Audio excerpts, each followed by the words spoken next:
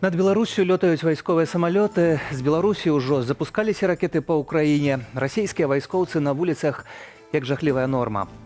З самай раніцы ў ваколіцах аэрадрома Мачулішча падазроная актыўнасць, а мясцовыя жыхары кажуць, што ўначы на досведку чулі выбухі. Байпол паведаміў пра пашкоджаны расійскі вайскова-транспартавы самалёт.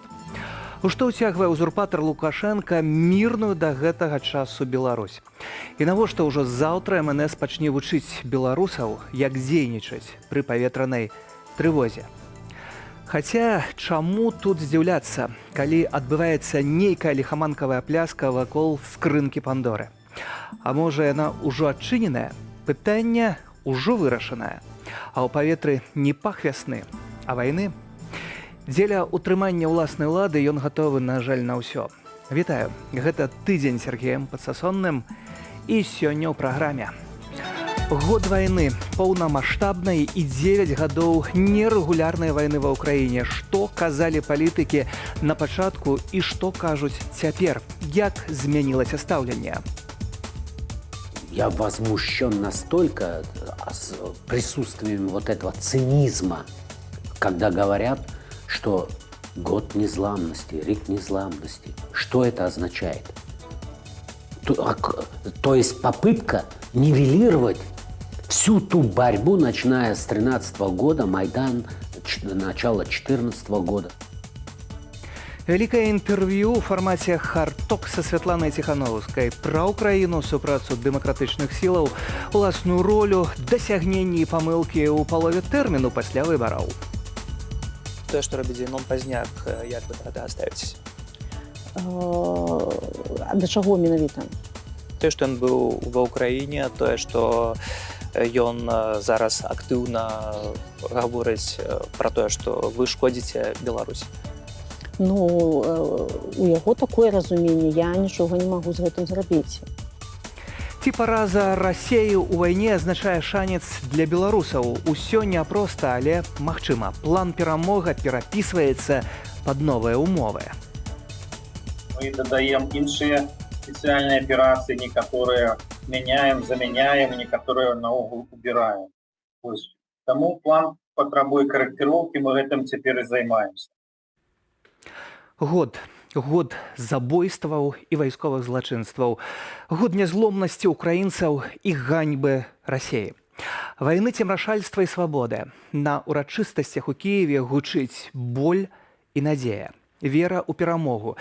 Візіт прэзідэнта Байдена ва ўкраіну – выразны сігнал Пуціну. Гэтая частка свету пад уплывамі Крамля ўжо не будзе. Вартасць свабоды ў цэнтры прамовы амерыканскага прэзідэнта і ў Варшаве. Заходняя пазіцыя за гэты год вайны выразная. Польшча ўжо перадала на ўзбраенне ўкраінскай арміі першыя танкі «Леапард». Пра падзеі ваеннага часу Ян Федарович. Тыдзень, на які прыпала гадавіна расейскага адкрытага ўварвання ва ўкраіну, адзначыўся не столькі зменамі на лініях фронту, колькі актыўнымі палітычнымі дзеяннямі і завочным ідэалагічным супрацьстаяннем прэзідэнтаў Расеі і ЗША. У панядзелак Джо Байден правёў нечаканы візіт у Кіеў. Амерыканскі лідар сустрэўся з прэзідэнтам Украіны Владзімірам Зяленскім ды ўшанаваў гонар загінулых украінцаў каля сцяны памяці герояў. Путін думаў, што Украіна слабая, а Захад падзелены. Ён думаў, што НАТО не зможа атрымацца разам. Ён думаў, мы не станем на бок Украіны. Ён думаў, што зможа перажыць нас. Я сумняюся, што ён так думае цяпер. Ён проста відавочна памыляўся. Праз год доказы гэтага тут, у гэтым пакоі. Мы стаім тут разам. Владзімір Пуцін адказаў доўгачаканым пасланнем да федэральнага сходу. Ад ягоных рэдкіх публічных заяваў увесь час чакаюць ці то афіцыйнага абвяшчэння вайны, ці то новая хвалі мабілізацыі. Гэтым разам было паўтарэнне старых тэзісаў аб тым, што гэта Захад рукамі Украіны рыхтаваў агрэсію супраць Расеі. Адзіная гучная заява была напрыканцы звароту. Нам стратегическое поражение хотят нанести и лезут на наши ядерные объекты. В этой связи вынужден заявить сегодня о том, что Россия приостанавливает свое участие в договоре о стратегических наступательных вооружениях.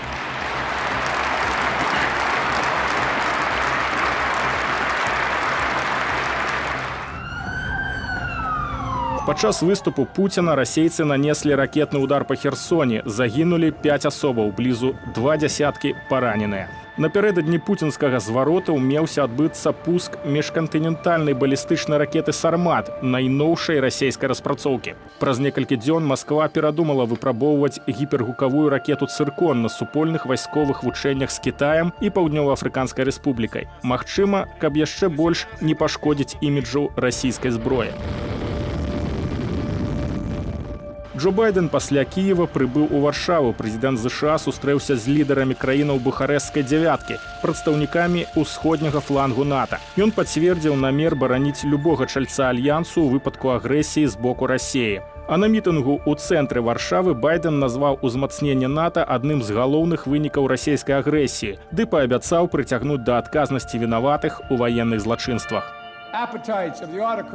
Апетыты аўтакрата не могуць быць задаволеныя. Ім трэба супрацьстаяць. Аўтакраты разумеюць толькі адно слова.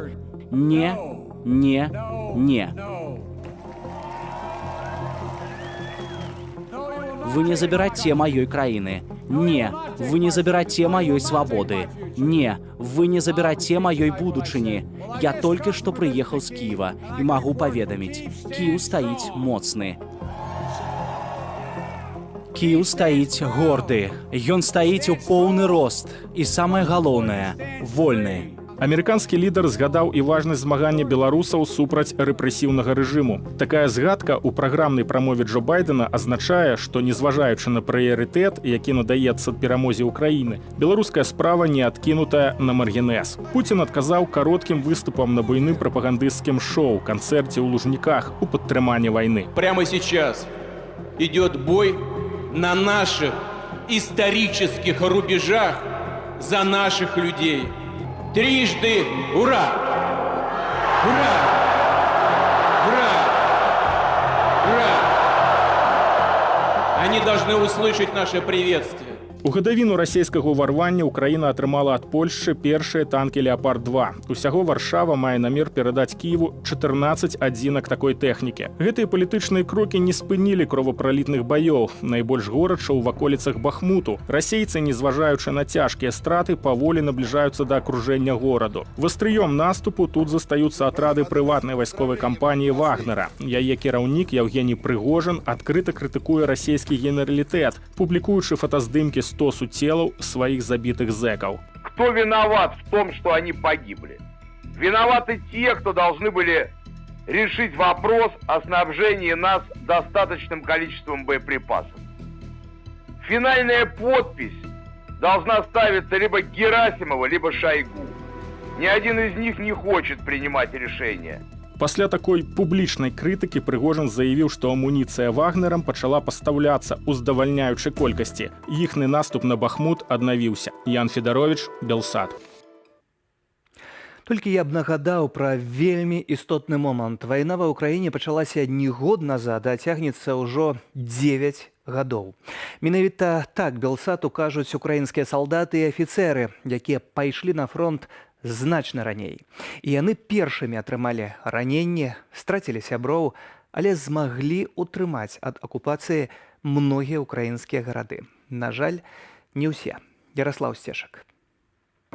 Люты. Год нязломнасці.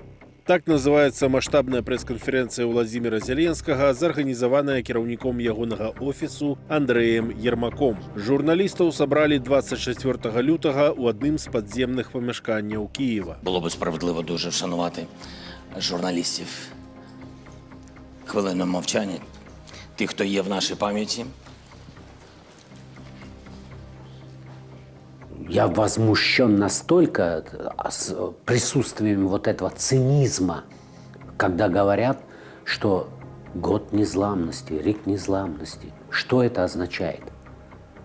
То есть попытка нивелировать всю ту борьбу, начиная с 2013 года, Майдан, начала 2014 года, когда сотни небесные, которых героев расстреляны были. Расстрэл небеснай сотні падчас супрацьстаяння на Майдане адбыўся 20 лютага 2014 года, калі прэзідэнтам Украіны яшчэ быў Віктор Януковіч. І менавіта з гэтай даты афіцыйна пачалася анексія Крыму Расіяй. На медалі Міністэрства абароны Расійскай Федэрацыі за вяртанне Крыму стаіць дата менавіта 20 лютага. А 26 лютага 2014 года адбылося супрацьстаянне пад крымскім парламентам, калі праўкраінскія сілы не далі расійскім дэпутатам хутка абвясціць незалежнасць паўвострава ад Украіны. Мы защитили и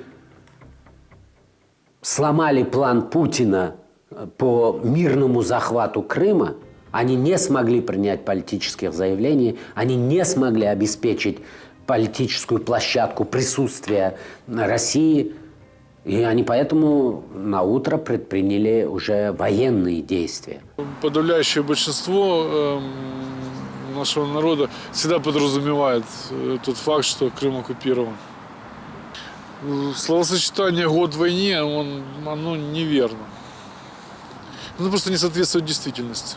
Хаця зялёныя чалавечкі не мелі на сабе апазнавальных знакаў і замалявалі нумары на бронетэхніцы, усе разумелі, што гэта менавіта расейцы. Ды і ў Маскве паступова змянілі пачатковую фармулёўку «нас там нет». Это были местные силы самообороны. За спиной сил самообороны Крыма, конечно, встали наши военнослужащие. Это факт, мы никогда его не скрывали. Наши вооруженные силы, прямо скажем, блокировали вооруженные силы Украины, расквартированные в Крыму. Нават самі расійскія спецназаўцы з гонарам апублікавалі вось гэтае відэа штурму парламенту Крыму, украінскіх вайсковых частак, вузлоў сувязі ды іншых стратэгічных аб'ектаў. Потом это продолжили они агрессию, захватывая города Донбасса, это в Донецкой и Луганской области. Пытались перенести агрессию.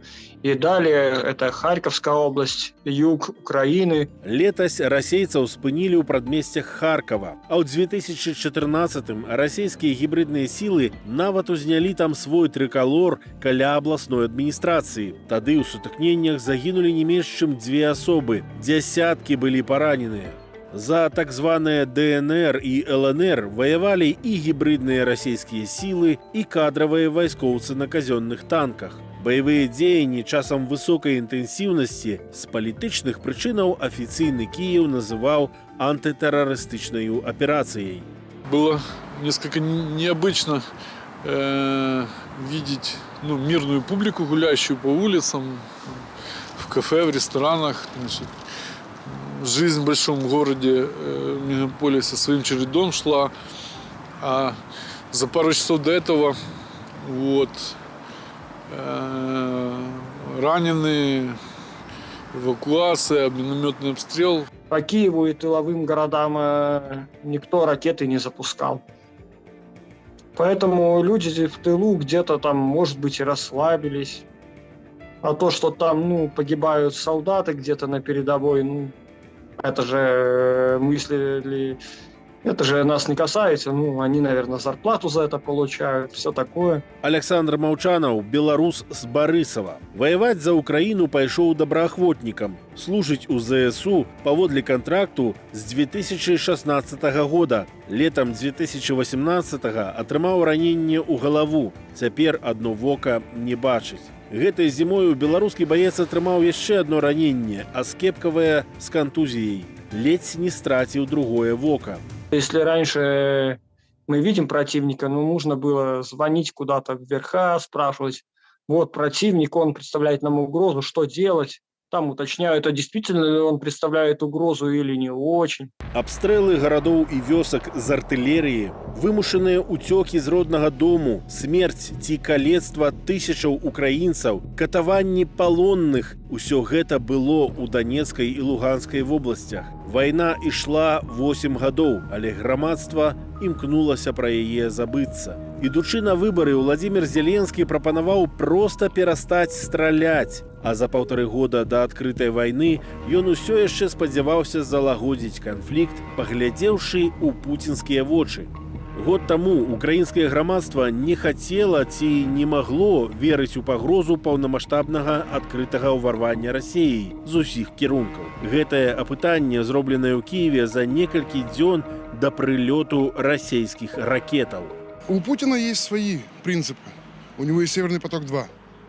Если он сейчас начнет какие-то действия, у него закроют, у него заберут деньги все. То есть паника здесь бессмысленна. Нет, абсолютно не пугает. Не он пугает, нас пугают. Наши же пугают. Война ради войны, она ему не выгодна. Обложили его уже со всех сторон. Я думаю, что это все скорее какая-то провокация, либо запугивание общественное. Честно говоря, я стараюсь не читать новости сейчас. Мне кажется, что это бесполезно на самом деле. Если нападут, идешь защищать его. Не абмінем тэму вайны ва ўкраіне і ў наступнай размове, але будзе не толькі і перадусім не пра гэта. На гэтым тыдні я пабываў у Вільні для вялікай размовы для нашай праграмы знайшла час Святлана Ціханаўская. Пытанняў да абранай прэзідэнткі назбіралася мноства. Частка і часта не самых прыемных, але нашая роля іх задаваць. Вільня прывітала моцным снегападам, але гутарка атрымалася гарачай. Прапаную размову ўжо цяпер без якіх-кольвек скарачэнняў і купюр. Спадарня Святлана, паўгады дзейнасці пераходнага кабінету, год вайны ва ўкраіне, 2,5 гады пасля падзеяў 2020, шмат нагодаў, каб сустрэцца. Пэўна, пра ўсё па чарзе. Магчыма, першае маё пытанне – гэта дзейнасць кабінету. Вітаю на пачатак. Як вы ацэньваеце гэтую дзейнасць? Я расцэньваю дзейнасць кабінету як пазітыўную. Мы, канешне, заўжды можна крытыкаваць, што нічога не зроблена, што нічога не дамагліся, але ж мы павінны разумець, што структуры, якія будуюцца зараз у дэмакратычным руху, яны робяцца з нуля. І для таго, каб праца была эфектыўная, людзі павінны ўсвядоміць, што трэба працаваць разам, што нейкія там спрэчкі гэта нармальна, што гэта не нейкі разлад. У дэмакратычным руху павінны спрачацца і прыходзіць да нейкіх канструктыўных вынікаў. То бок атрымліваецца, што кабінет гэта цэльная структура, дзе ўсе гатовы да супрацы. Мы працуем над тым, каб гэтая структура была цэльная. Канешне, усе ў кабінеце прадстаўнікі, яны на адной хвалі з дэмакратычным рухам, яны хочуць аднолькава, яны хочуць, каб перамены ў Беларусі адбыліся, каб нашы палізняволеныя былі вызвалены, каб мы ўсе змаглі вярнуцца ў Беларусь. Там няма нейкіх палітычнага супрацоўніцтва, у нас адна мэта агульная і ўсе на яе працуюць. Ці праўда, што Валер Кавалеўскі склаў заяву аб сыходзе з кабінету? Такога не было. Бо пра гэта гавораць некаторыя нашыя крыніцы. Таксама пра гэта піша Тарас Аватараў у сябе на Фейсбуку. У нас заўжды ідуць абмеркаванні ў кабінеце, як зрабіць працу найбольш эфектыўнай, каб прадстаўнікі не дублявалі працу адно. І былі нейкія дыскусіі, каб можа на прадстаўніка па замежных справаў быў назначаны другі чалавек, не таму, што Валер кампетэнтны, ён можа найбольш кампетэнтны, але такая сітуацыя склалася, што можа павінны быць гэтыя змены, але такі падыход не апраўдаў сябе, і Валер працягвае выконваць свае абавязкі. То бок не збіраецца сыходзіць. Чаму не атрымалася адзінства ў гэтак званым сілавым блоку? Паспалітае рушанне Харугвы абвесцілі пра сваю самастойнасць. А тое, што арганізацыя абвяшчаюць пра сваю самастойнасць, не гавораць аб тым, што яны не дамовіліся. Наадварот, я ганаруся тым, што ўсё больш і больш структур самаарганізоўваюцца, але ж яны не дзейнічаюць неяк паасобку, яны дзейнічаюць у супрацы і з прадстаўніком заказчыкам і з Азаравым, але ж вось яны выбралі такі шлях, і гэта добра. Яны можа могуць развівацца эфектыўней, калі яны працуюць асобна, але ж разам з тым сумесна з усімі. Гэта тое ж самае, што калі сказаць, што з'яўляецца нейкія праваабарончыя ініцыятывы, чаму яны ўсе не ідуць у вясну, напрыклад, так? Гэта для таго, каб розныя кірункі ўзяць, нейкія, можа, вузка спецыялізаваныя і працаваць у гэтым кірунку. Бо у Азарава і так, напрыклад, шмат справы, і да, ён распачаў гэтую працу з гэтымі з харугвамі, і ён унёс свой уклад, унёсак у гэта, але ж яго аднаго таксама ні на ўсё не хопіць. Гэта добра, што хлопцы ведаюць, як зрабіць іх працу больш эфектыўнай, адначасова супрацоўнічаючы з Азаравым. Якія механізмы ўвогуле прыняцця рашэння ў кабінеце? Бо, напрыклад, з'яўляецца пастанова, заява пра тое, што Беларусь з'яўляецца часткова акупаванай ці акупаванай тэрыторыяй. Гэта значыць, што трэба тады ісці вызваляць гэтую акупаваную тэрыторыю, але мы гэтага не назіраем. З'яўляецца ўжо вядомы медаль «Гонар і годнасць», які выклікае скандал пра свой надпіс «Беларусь» перадусім. Як прымаюцца такія рашэнні? Прадстаўнік выносіць рашэнне на галасаванне.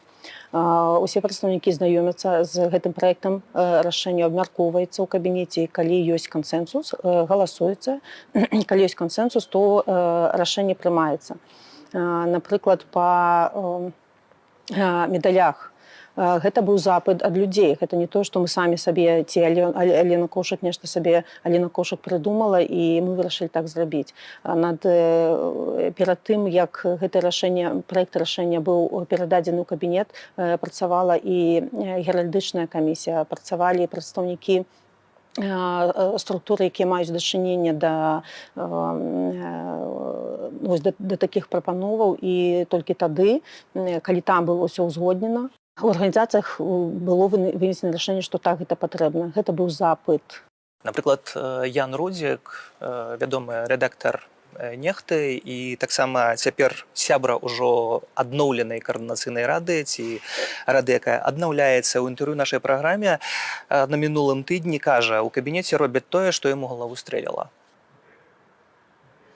Слухайце, зараз ён будзе ў каардынацыйнай радзе, ён будзе мець магчымасць таксама уплываць нейкім чынам на рашэнне кабінету. Тут можна сказаць, што і дзе ў Нехце, што там таксама прымаюцца рашэнні, якія прыйдуць яму ў галаву. Мы ж не прымаем рашэнне, што, не ведаю, там трэба ехаць у Афрыку і там працаваць. Гэта рашэнні, яны выпрацоўваюцца і прымаюцца ў дачыненні Беларусі і агульным голасам.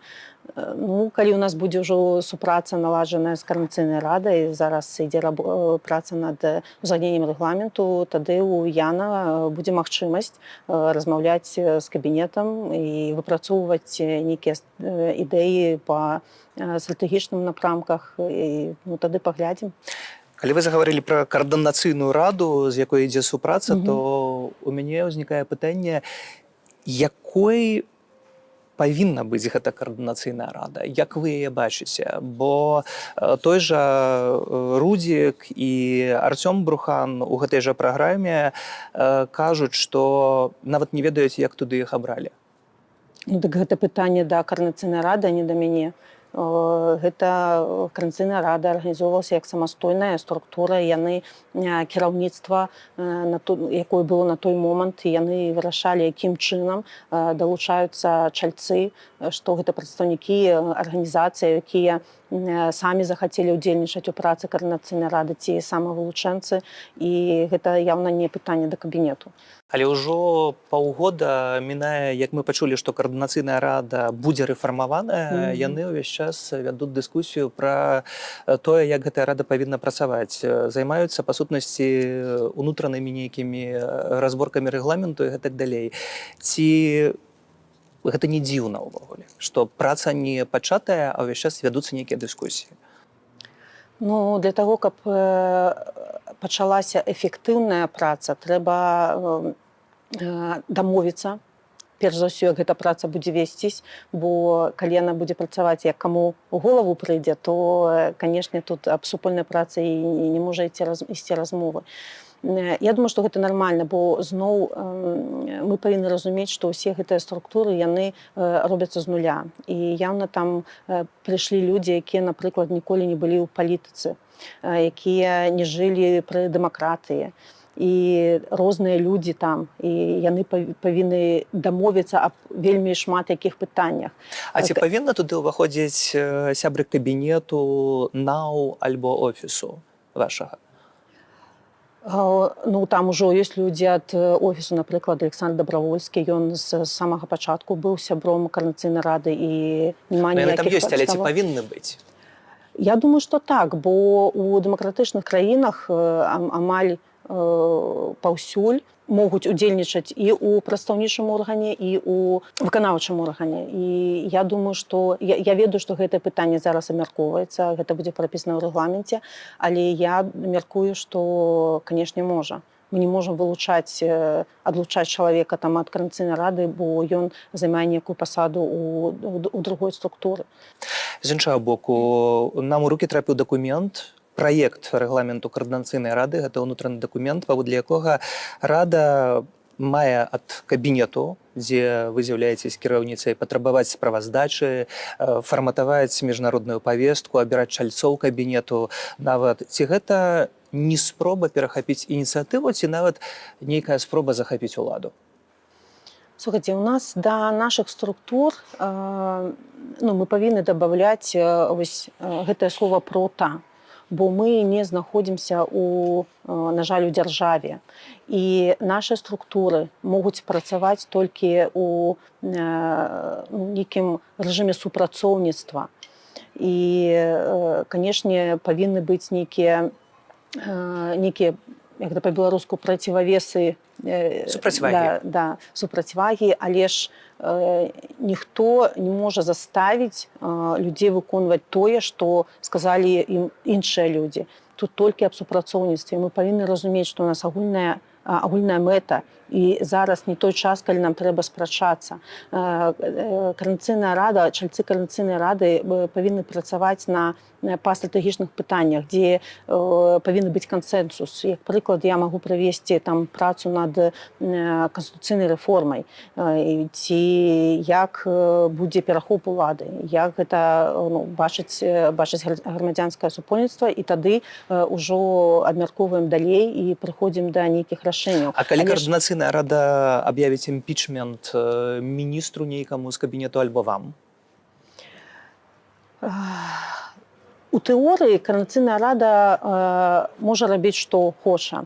Але ж я думаю, што тут адразу ж паўстане пытанне і ад беларусаў, хто гэтых людзей абіраў, хто надаваў ім такую ўладу. І таму я вяртаюся зноў да пытання супрацоўніцтва.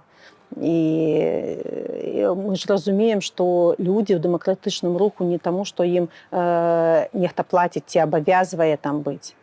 Людзі там, таму што ім гэта ідэя блізка, яны хочуць дасягнуць тых мэтаў, якія мы перад сабой ставім, і толькі гэта можна зрабіць не гвалтамі, гэта робіцца пры рэжыме.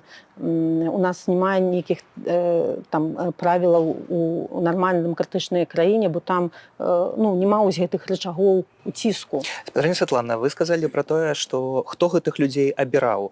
Тады пры гэтым у мяне такое пытанне да вас як да старшыні кабінету, бо вы таксама гаворыце ад імя беларусаў, прадстаўляеце беларусаў. І тут гэта немалаважна, бо гаворка ідзе пра вельмі істотныя справы. Гэта пытанне мовы, гэта пытанне незалежнасці, гэта пытанне санкцыяў, пытанне палітвязняў.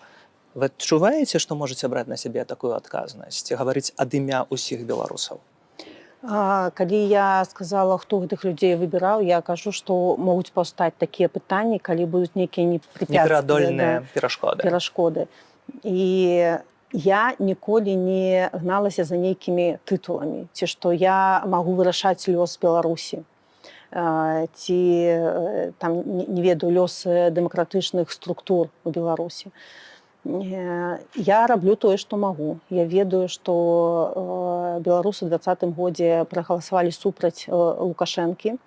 І так здарылася, што ролю прадстаўніка Беларусі зараз выконваю я.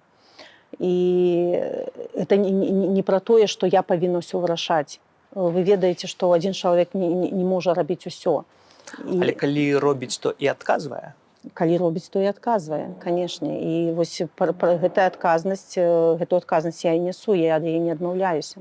Ці нехта з каардынацыйнай рады размаўляў з вамі пра план сваіх дзеянняў, ці вы на гэта згодныя, на гэты план, пра гэты рэгламент, пра які я таксама ўзгадваў, што ён выцек да нас, да медыяў? Пакуль што ў каардынацыйнай радзе выпрацоўваецца вось гэты рэгламент, і далей па планах, што яны збіраюцца рабіць, размовы пакуль не ідзе. Можа, у іх паміж сабой ідзе, не мае справа улазіць туды, але ж, канешне,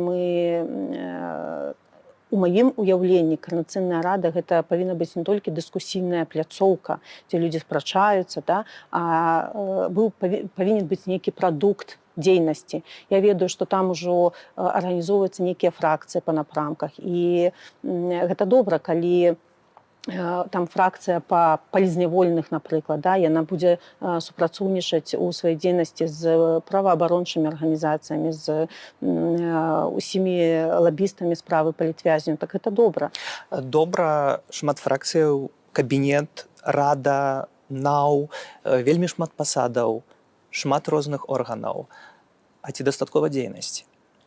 Не так ужо шмат, насамрэч. Вы да дзесятка пералічыце, калі мы кажам пра палітычныя структуры.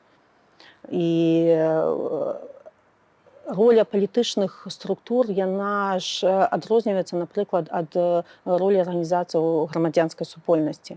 Роля палітыкаў гэта быць голасам, гэта адвакатаваць ці лабіяваць інтарэсы беларусаў у міжнароднай палітыкі, выпрацоўваць нейкія пазіцыі і рабіць так, каб яны рэалізаваліся. А якія гэта інтарэсы беларусаў? Гэта незалежнасць, гэта тое, што беларусы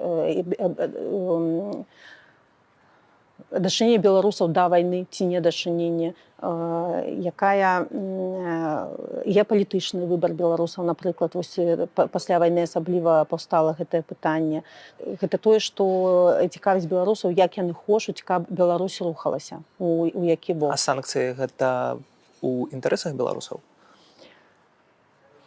У інтарэсах беларусаў, каб у Беларусі змянілася ўлада. А санкцыі гэта інструмент, які можа дапамагчы прывесці да змены ўлады. Мы бачым шмат дэбатаў і пра санкцыі таксама, але ж, напрыклад, праца палітыкаў, каб зрабіць гэтыя санкцыі найбольш эфектыўныя ў дачыненні да рэжыму. Вось менавіта ўводзяцца чарговыя пакеты, але пры гэтым не працуюць старыя, бо прадукцыя паступае праз падстаўныя фірмы, праз трэція краіны. Можа, варта ў гэтым накірунку гаварыць з еўрапейскімі палітыкамі, ці яны не хочуць чуць? А мы ў гэтым накірунку і гаворым. Мы кажам, што вось вы накладваеце санкцыі, яны такія дзіравыя, што яны не могуць эфектыўна працаваць. Вы думаеце, калі я размаўляю з замежнымі палітыкамі, яны кажуць: Святлана, нешта санкцыі не працуюць, можа, ўжо трэба насці нейкія іншыя рычагі. Так закрыйце лазейкі. Я вам з першага дня казала, што пакуль у рэжыма Лукашэнкі ёсць гэтая магчымасць, гэтая санкцыя абыходзіць, то мы гэтага эфекту не пабачым. Ну і таксама трэба памятаць пра тое, што так званыя суддзі, пракуроры, Юрый Васкрэсянскі, рэшце рэшт, ездзіць сабе умоўна на закупы ў еўразвяз. Канешне, я кажу, калі у вас ужо няма магчымасці вось гэтага эканамічнага ціску, персанальныя санкцыі вельмі важныя. Вось да мяне прыходзяць людзі і кажуць, чаму прапагандысты вандруюць. Больш персанальных санкцыяў на суддзяў, на пракурораў, на тых, хто гвалтаваў людзей, на прапагандыстаў. Это таксама інструмент.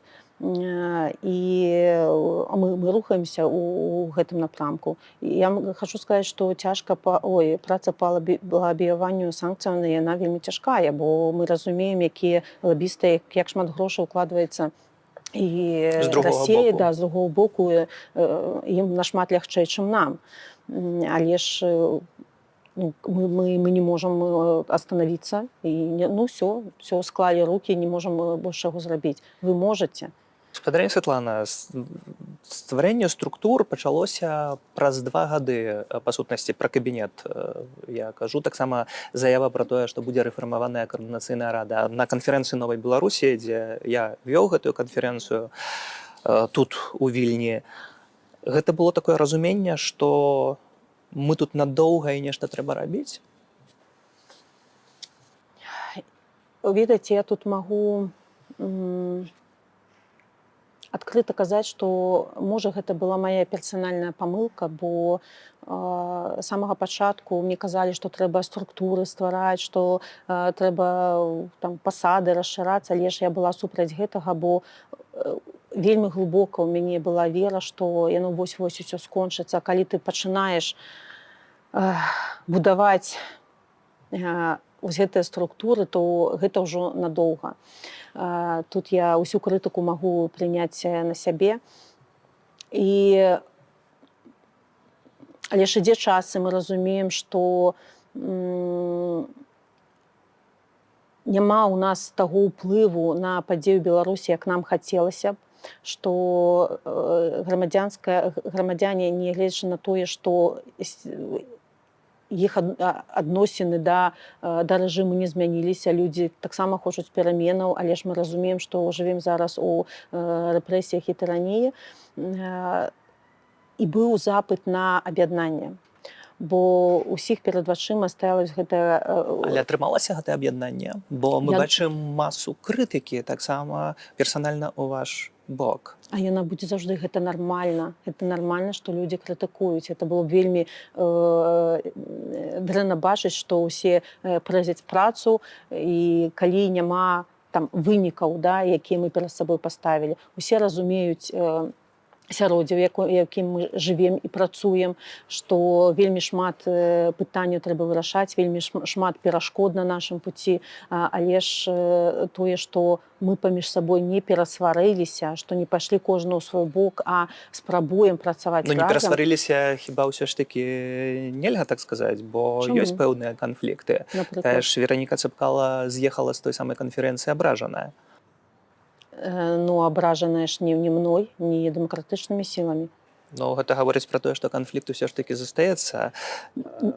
На персанальным узроўні можа быць у людзей нейкія крыўды, бо там нейкія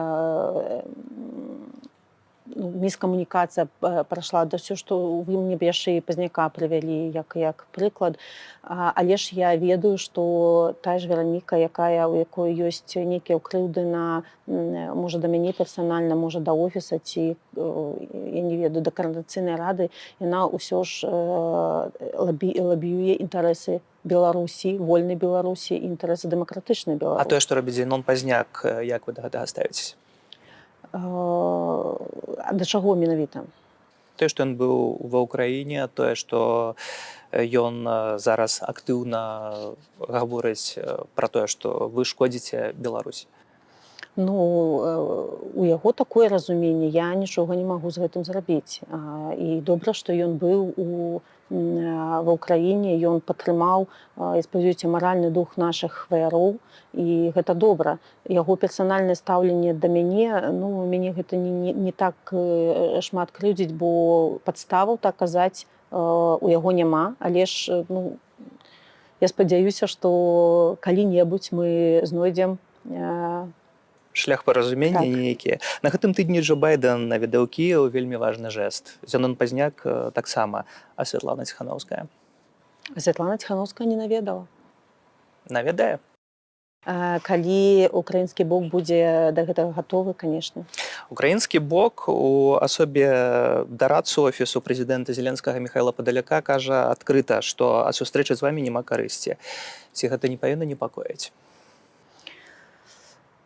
Я думаю, што такімі высказваннямі, канешне, спадар Падаляк абразіў беларускую барацьбу. Я разумею, што ім хацелася б, каб мы рабілі больш, каб мы ваявалі з рэжымам, як яны гэта сабе ўяўляюць, але ж наша задача перш за ўсё тлумачыць, чаму гэта не можа быць зроблена. І я кажу, што не гледзячы на тое, што кажа Падаляк ці іншыя прадстаўнікі, мы будзем падтрымліваць Украіну, як мы можам у нашым выпадку. І мы заўжды прыводзім прыклады, што мы робім, як мы гэта робім.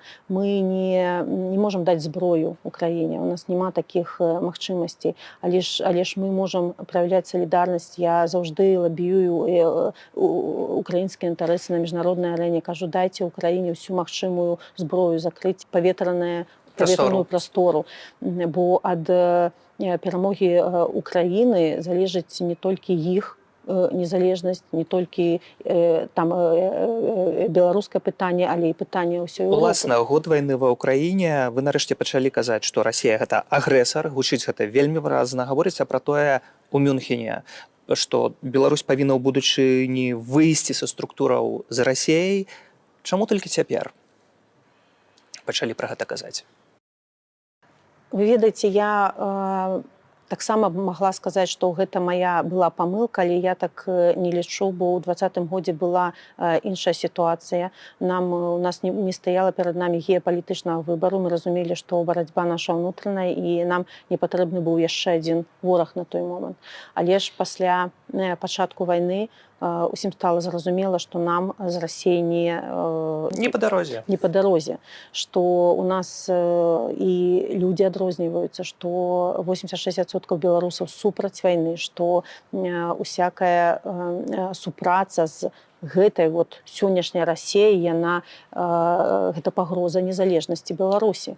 Пры гэтым палова, можна казаць, прэзідэнцкага тэрміну, можна казаць палова ад выбараў да выбараў па-рознаму, так? Тут мы не будзем, бо вы не прымалі на сябе функцыю афіцыйна, не ўступалі на пасаду прэзідэнта, можна казаць проста пра палову тэрміну, умоўна. Але ў 25-м годзе Лукашенка мусіць правесці чарговыя выбары. Ці ён, ці ягоныя памагатыя, гэта ўжо будзе залежаць. Час ляціць вельмі хутка, як вы бачыце, палова мінула. Ці вы бачыце, што далей зрабіць наступнай паловай і што пасля гэтага?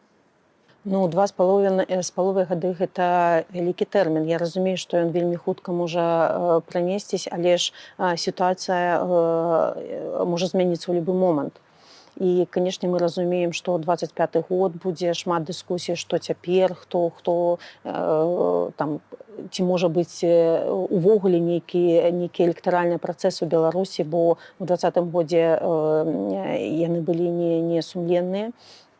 І я так думаю, што Лукашенка і сам, калі ён яшчэ будзе сказаць пры ўладзе, але ж яшчэ будзе на сваёй пазіцыі захопніка, што ён увогуле нейкія выбары будзе праводзіць, бо ён так баіцца беларусаў, так баіцца нейкіх сабранняў. Але тэрмін міне, і кім будзе Святлана Ціханаўская?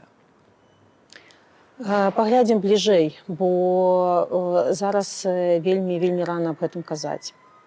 У 2020 годзе выбары былі несапраўдныя, і той чалавек, які будзе праводзіць гэтыя выбары, не будзе мець для гэтага ніякіх правоў.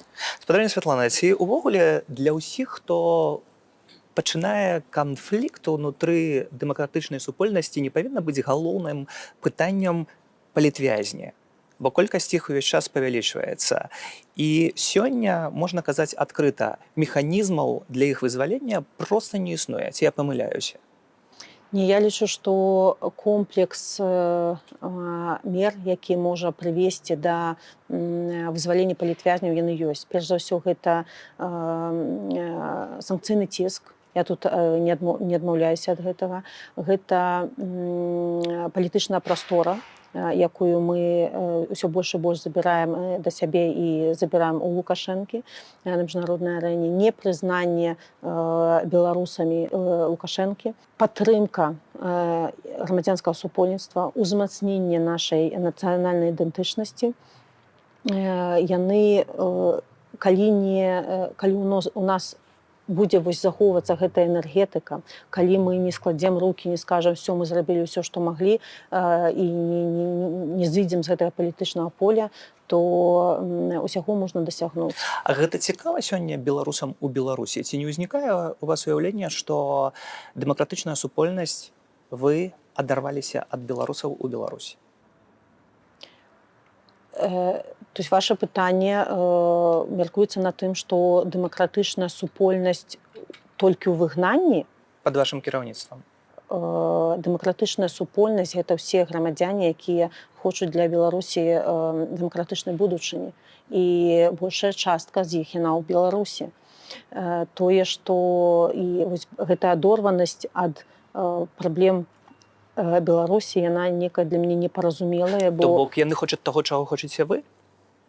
Канчатковая мэта, так.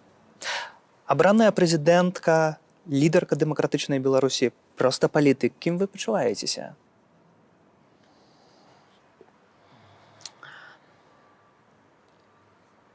Я думаю, што гэта складанае пытанне, бо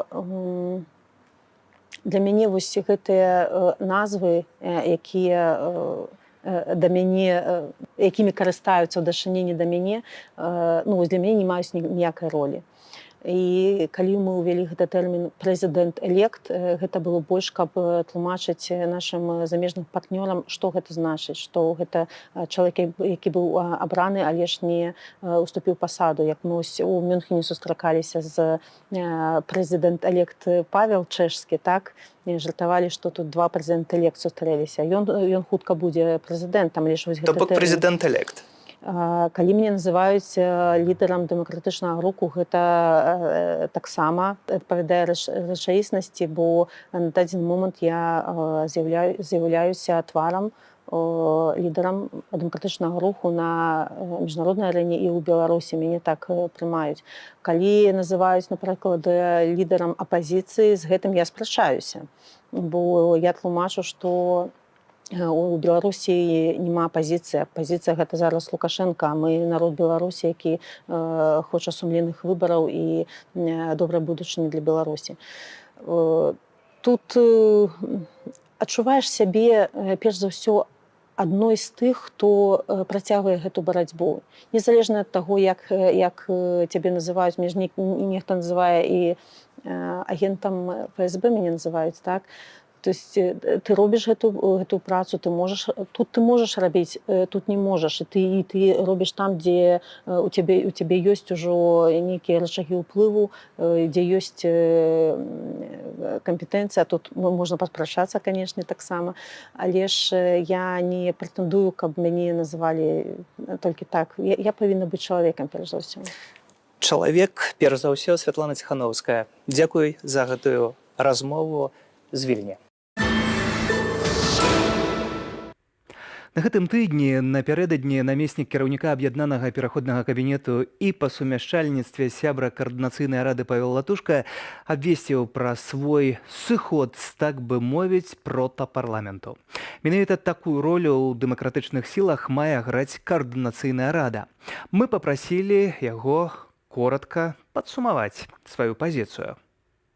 Мой зыход з каардынацыйнай рады менавіта зварот да іншых членаў каардынацыйнай рады, што можа быць створана сітуацыя канфліктнасці паміж каардынацыйнай рады і аб'яднаным пераходным кабінетам, як інстытутамі, якія маюць права выпрацоўваць стратэгію. Прыняцце таго, што каардынацыйная рада будзе акрэсліваць стратэгію для аб'яднанага пераходнага кабінета, і калі я чую унутры каардынацыйнай рады моцныя галасы тых, хто хоча фактычна ўзяць кантроль над кіраўніцтвам каардынацыйнай рады, на тое, што трэба дамаўляцца з рэжымам, што трэба адмяніць санкцыі, што трэба рыхтавацца да выбараў 2025 года, адбудоўваць грамадзянскую супольнасць. Я лічу, што гэтая стратэгія фактычна стварае пагрозу для ўсіх нас. Я не бачу магчымасці не дамаўляцца з рэжымам Лукашенка. Мы лічым, што галоўным павінен быць ціск, санкцыйны ціск, крымінальная адказнасць Лукашэнкі, изоляция режиму Лукашенко, бо адначасова ставить пытанне об міжнароднай крымінальнай адказнасці Лукашенко і прапаноўваць з ім дамовіцца, прабачце, гэта две несумяшчальных тэзіса. Таму я кажу пра пагрозы, якія ствараюцца. Гэта таксама пытанне таго, што у рэгламенце плануецца выключэнне мяне з членаў каардынацыйнай рады, які стаяў у пачатках яе стварэння. Плануецца таксама выключэнне фактычна працэдурнае. Яно не написано так, што Шальцынау выходзіць з каардынацыйнай рады. Менавіта працэдурная, якая скіравана толькі выключна на тое, што з рады павінны будуць выйсці толькі члены Народнага антыкрызіснага ўправлення. А наша стратэгія людзям і беларусам ясная, і яны могуць яе прачытаць і ведаюць дакладна. Мы выступаем з пазіцыі ціску на рэжым. Значыцца, калі нас выключаюць з каардынацыйнай рады, значыцца, і плануецца змяніць гэтую стратэгію. Павел Латушка не называе наўпрост прозвішчы асобаў, якія нібыта выступаюць за адмену санкцыяў і дыялог з рэжымам Лукашэнкі, але ў нашай праграме ён ужо спрачаўся на гэтую тэму з іншым сябрам рады Вольгай Кавальковай. Сам рэгламент, які, паводле Павла Латушкі, зацвердзіць усе гэтыя намеры каардынацыйнай рады, можа быць прыняты толькі ў аўторак на наступным тыдні. Таму пакуль мы папрасілі спадарню Кавалькову толькі пацвердзіць і зняпраўдзіць намеры выключыць са складу рады сябраў НАУ і гатовасць рады да дыялогу з Лукашэнкам. У прапанаваным праекце рэгламента ёсць некалькі фармулёвак. Адна з іх яна не дазваляе удзел усім прадстаўнікам і намеснікам прадстаўнікоў кабінета удзельнічаць у працы каардынацыйнай рады, быць іх дэлегатамі. Ёсць фармулёўка, якая дазваляе заставацца сябрамі і дэлегатамі каардынацыйнай рады, але не дазваляе знаходзіцца на выбарных пасадах спікера, віцэ-спікера, главы секретарыята ці лідера фракцыі. Гэта пазіцыя існуе ва ўсіх структурах, і яна можа існаваць. Перамовы могуць быць рознымі для розных мэтаў, і ўсе пра гэта кажуць. Святлана Ціхановская кажа пра перамовы, запускае галасаванне. Мне падаецца, што пытанне санкцыяў, як я яго і разумею, я не ведаю, можна запытацца ў кабінета, для мяне мэтай санкцыі не можа быць змена рэжыма. Гэта ўнутрапалітычнае пытанне. І калі санкцыі – гэта ціск з мэтай прымусіць улады пайсці на дыялог, пайсці на нейкі кампраміс, то, конечно, я не думаю, я не ведаю ніводнага чалавека, які б сказаў, не, давайте ўсё адменім, таму што акрамя санкцый у нас няма іншых інструментаў. Адметна, што ў тэлеграм-канале каардынацыйнай рады сёння з'явілася заява ў адказ на рашэнне Паўла Латушкі. Між іншага, там зазначана, што пытанні зняцця санкцыяў ці перамоваў з Лукашэнкам на павестцы не стаяць. Што ж, дакладна гэтая тэма яшчэ вернецца. А вы, спадарства, глядзіце тыдзень з Сергеем Пацасонным і далей у выданні. Ці параза Расеі ў вайне азначае шанец для беларусаў? Усё няпроста, але магчыма. Як план перамога перапісваецца пад новыя умовы? Калі мусіць пачацца? Калі Лукашенко ўсё ж такі адправіць беларускія войскі ў Украіну разам з расіянамі, гэта можа быць зручным момантам. Калі беларусы зноў пачнуць палявацца, не захочуць паміраць у Украіне, ісці ў войскаў, ісці ў ваенкаматы. Рука Крамля ў Еўрапарламенце. Дэпутаты галасуюць, а журналісты аналізуюць іхныя за, супраць, устрымаўся, а таксама маўчанне ды адсутнасць. Якія ўнёскі? Мы не знаем, что им дает Россия, то есть есть ли у них какая-то корыстная заинтересованность, или же это просто следствие того, что эти люди что-то не понимают. Заходнія медыі неаднаразова пісалі, што Крэмль фінансуе і падтрымлівае ультраправыя партыі ў Еўропе. А як менавіта еўрапейскія партыі падтрымліваюць Крэмль? Адзін з еўрапейскіх інстытутаў, дзе можна спраўдзіць, хто з палітыкаў адстойвае інтарэсы Расіі, гэта Еўрапарламент, бо вынікі галасаванняў еўрадэпутатаў ёсць у адкрытым доступе, кажуць аўтары даследавання з выдання «Новая газета Еўропа». Дык хто і чаму галасуе за Расію?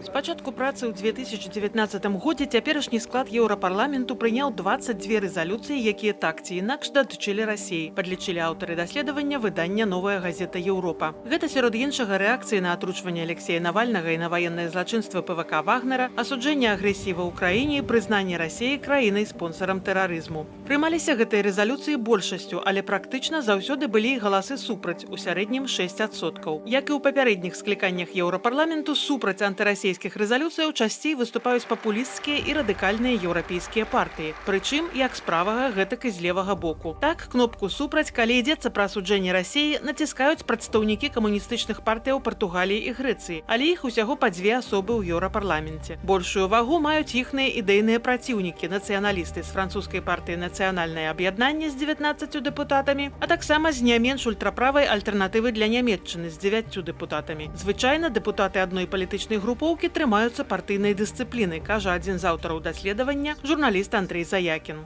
Как правильно заметил депутат Глюксман, те, кто не поддерживают резолюции с осуждением нарушения прав человека, с осуждением войны, те представляют собой из себя 2 категории лиц. Это либо полезные идиоты, либо своекорыстные люди. Мы не знаем, что им дает Россия, то есть есть ли у них какая-то корыстная заинтересованность, или же это просто следствие того, что эти люди что-то не понимают. З 705 еўрадэпутатаў 270 прынамсі аднойчы прагаласавалі супраць антыпуцінскіх рэзалюцыяў. Рэкардсмены ў гэтым паказніку прадстаўнікі камуністычнай партыі Грэцыі Костас Пападакіс і Лефтэрыс Нікаляу Аляванас. Кожны з іх 17 разоў не пагадзіўся з рэзалюцыяй. У пяцёрку ўвайшлі Марсел де Храав з Нідерландаў, Сандра Перейра з Партугаліі і Таццяна Жданок з Латвіі. Аўтары даследавання плануюць працягваць маніторынг, каб спраўдзіць, хто з еўрадэпутатаў будзе далей падтрымліваць пракрамлёўскую лінію ў Еўрапарламенце, а таксама пабачыць, ці трапяць гэтыя асобы ў наступны склад Еўрапарламенту. Ірына Дарафейчук, Белсат. Суаўтар гэтага расследавання у «Новая газета Еўропа», палітолог Михаил Комин ужо цяпер з намі на відэасувязі. Добрый вечер. Да, здравствуйте. Михаил, если депутаты действительно голосуют в пользу Кремля, что можно утверждать по вашему исследованию, возможно ли определить, где действительно это их позиция, а где коррупционные схемы? Потому что из того, что я читаю в вашем материале, это не совсем ясно.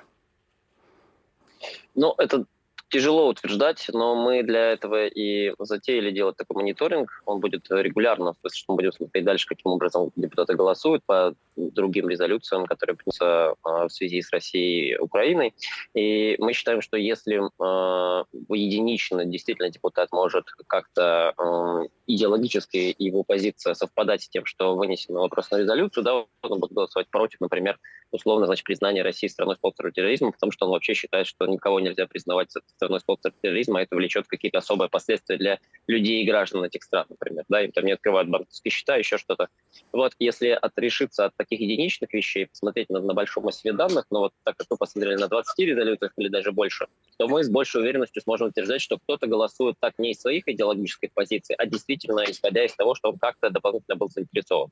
Ну и кроме того, мы постарались проследить для людей, которые вот попали в топ нашего рейтинга, в топ-10 или топ-20 даже этих депутатов, мы проследили говорили, что у них есть особая некоторая корыстная специальная заинтересованность. У кого-то бизнес с Россией связан, кто-то, значит, вот ездил наблюдать, например, на то, каким образом происходило голосование по поводу аннексии Крыма и другие различные голосования, которые производились в России в авторитарном режиме. И мы видим, что, в общем, часть людей действительно дополнительно явно простимулирована. Но, конечно, про всех мы так утверждать не можем. При этом, конечно, возникает вопрос, кто эти люди? Маргиналы, политические популисты или лоббисты Кремля? Наверное, без действий спецслужб вообще разобраться невозможно. Или возможны какие-то механизмы? Мне кажется, что в целом, во-первых, честно говоря, инструменты журналистов довольно сильно не отличаются от инструментов спецслужб, особенно если мы не имеем в виду, что спецслужбы, например, прослушивают какого-то евродепутата, да. Такие случаи не слишком часты, насколько я понимаю, пока следствие, например, не открыто в Европейском Союзе, в одной стране Европейского Союза прослушивание невозможно. В этом смысле инструменты осинта журналистов не сильно отличаются от того, что делают спецслужбы. А на открытых данных мы можем смотреть, что действительно есть, конечно, существенная часть просто достаточно радикально настроенных людей. Они, собственно, избирались с такой идеологической платформы. Это представители таких, то, что называется, ультраправых партий, ну или партий просто, знаете, таких партий изгоев. Значит, партия специально создана для того, чтобы она аккумулировала голоса людей довольно радикально настроенных. Таких, наверное, примерно половина нашего списка, а половина — это люди, которые, ну, как-то, значит, ведут себя пророссийски еще дополнительно иначе. Вот, например, лидер нашего списка Татьяна Жданок, да, депутат от Латвии, от Русского Союза Латвии, она довольно последовательно отстаивает все российские прокремлевские позиции, как в связи с Украиной, так и до них, как касающиеся, например, ЧВК «Вагнер», так и касающиеся помощи украинским беженцам. В этом смысле мы с достаточно высокой вероятностью можем утверждать, что Татьяна Жданок является таким одним из важных столпов вот прокремлевских настроений внутри Европарламента и внутри Европы в целом. Тем не менее, вообще влияние этих депутатов несущественно на общую ситуацию, потому что, да, они могут голосовать против, они могут воздерживаться, либо не приходить на эти заседания, но, тем не менее, это не влияет на результат. Зачем тогда это нужно Кремлю? Да, смотрите, это очень хороший вопрос. Конечно, Кремль в этом смысле использует с двух позиций. Во-первых, очень удачно, конечно, дают такую подачу эти депутаты российской пропаганде. Российская пропаганда изображает, что все в Европе неоднозначно, да, есть разные позиции, и есть люди, которые не согласны с мейнстримом, но им как бы не дают там слова лишний раз, значит, их как-то там зажимают, на них как-то пытаются давить и всякое такое.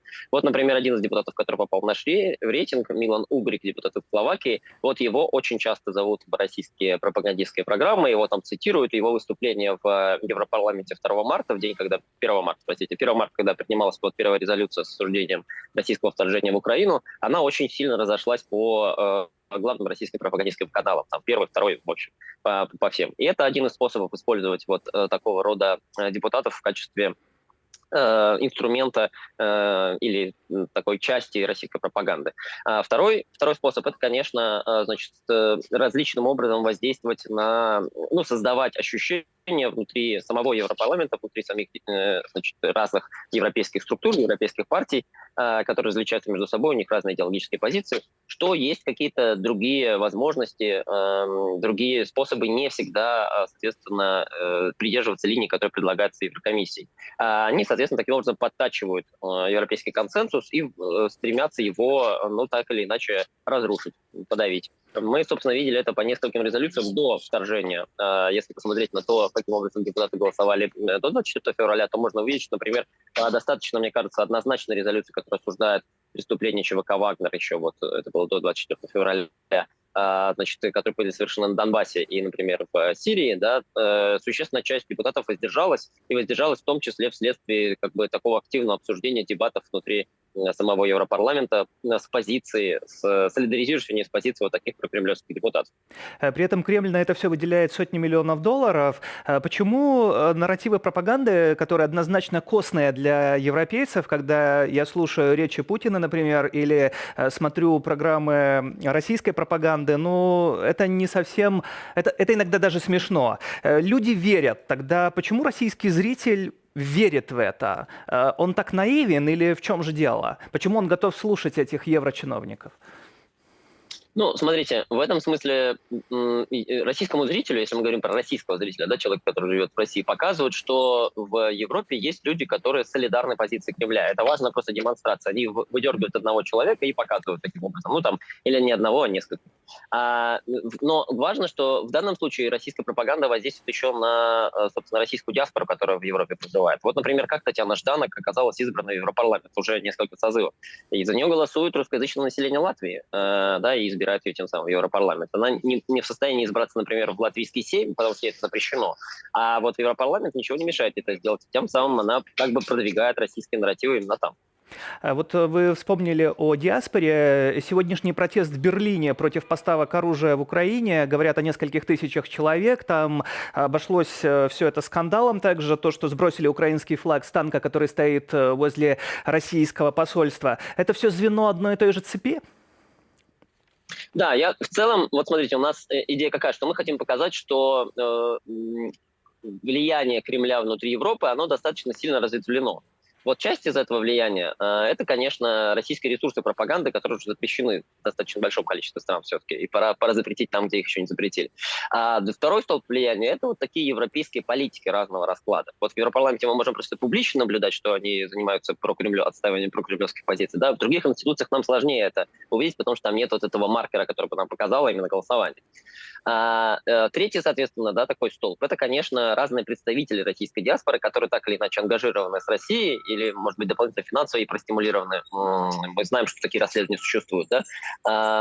Они продолжают делать какие-то вот такие пророссийские действия, как сегодня был, например, в Берлине, но и не только сегодня, довольно много таких мероприятий проводилось и в течение прошлого года. В этом смысле наша задача, мне кажется, именно вот как людей, которые, значит, занимаются расследованиями и расследованиями на русском языке, да, показать, что вот эта инфраструктура влияния Кремля, она достаточно серьезная, на нее выделяется достаточно много, на самом деле, миллионов евро, миллионов долларов, и в этом смысле ее нужно постепенно разрушать, подтачивать как-то. Вот, например, выдавливать этих депутатов из Европарламента. То, что вы делаете. Спасибо. Соаўтар расследавання «Новой газеты Европа», палітолог Михаил Комін з намі на відэасувязі. Дзякуй за гэтую размову. Журналіст, якому давярае асяроддзя расследавальнікаў, абнародаваў дакумент ад асобы з пуцінскай адміністрацыі. Згодна з ім, кропку на суверэнітэце Беларусі маюць паставіць у 2030 годзе. Кропку паставім ужо праз год. Гэта меркаванне Паўла Усава. Палітолог кажа, што уцягнуты ў вайсковую афёру Пуціна дыктатар у Беларусі страціў усе козыры, а таму ўжо аддаў Беларусь пад выкарыстанне і кантроль крамлёўскаму імперыялісту. Юлія Цяльпок.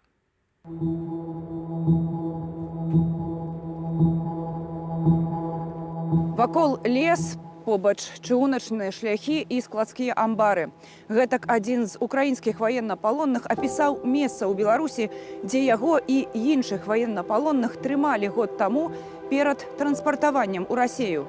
Летась 22 і 23 сакавіка Максім Калеснікаў у ліку 50 палонных правёў пад прыпамежным беларускім райцэнтрам на Роўляю. Кажа, начавалі ў закінутым складскім памяшканні з чорнага каменю пад тынкоўкай. Чыгуначныя рэйкі маглі быць заводскімі. Там все в состоянии крайнего разрушения. Там какой-то завод или что-то такое по ремонту техники, потому что туда свозится подбитая российская военная техника, она там в большом очень количестве. Вокруг нас я не видел военнослужащих либо представителей Республики Беларусь. На відэа, што абляцела сацыяльныя сеткі, Максім пасля абмену упершыню за год каштуе фрукты.